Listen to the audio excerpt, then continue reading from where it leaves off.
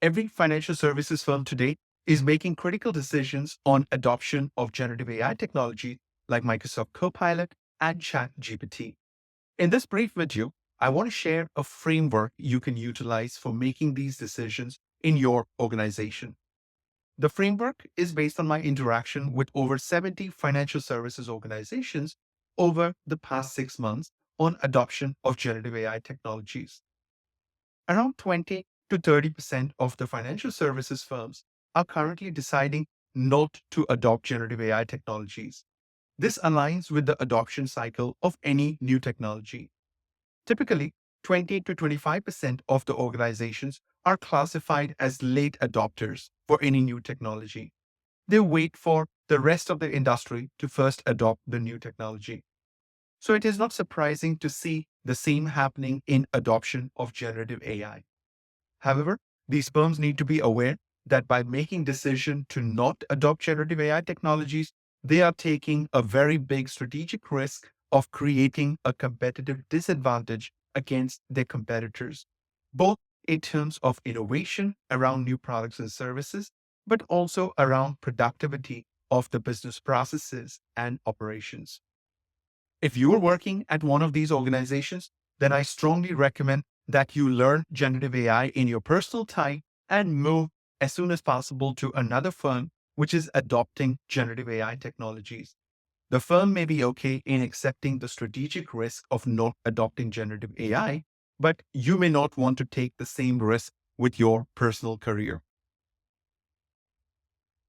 Luckily, majority of the organizations are making the decisions to adopt generative AI technologies. The primary area where generative AI technologies are being implemented is in the revenue generation business units. Firms are either enhancing their existing products or services or creating new products and services using generative AI technologies.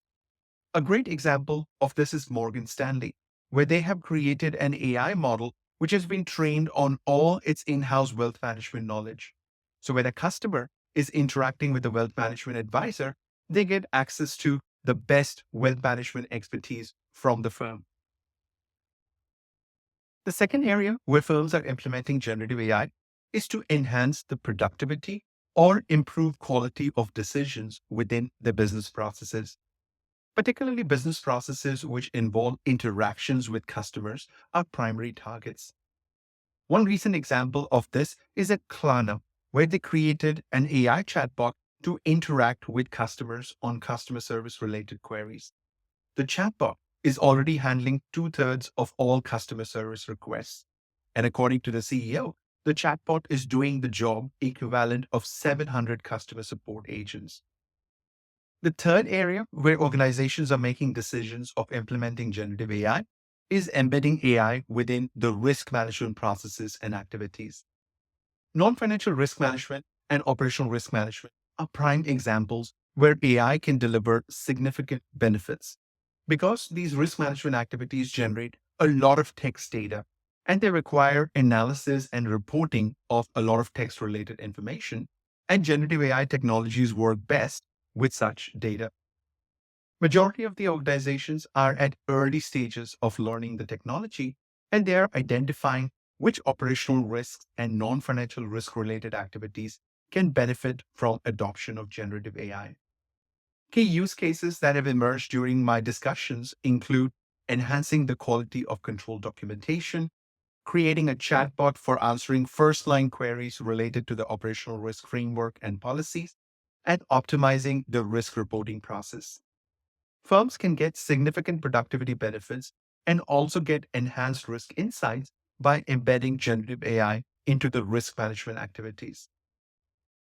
The decisions for implementing generative AI in these three areas will be dependent on the business benefits the organization is trying to derive, the costs and investments of implementing generative AI, and the risks associated with adoption of generative AI technologies. So use cases where the business benefits outweigh the investment and risk are prime targets for implementing this transformative technology. If your team can benefit from an external perspective on decisions you're making around generative AI, then please send me an email to ai@riskspotlight.com. I would welcome the opportunity to collaborate with your team on its transformative AI journey. Thank you for your time and attention. Until next time, keep growing and remain resilient.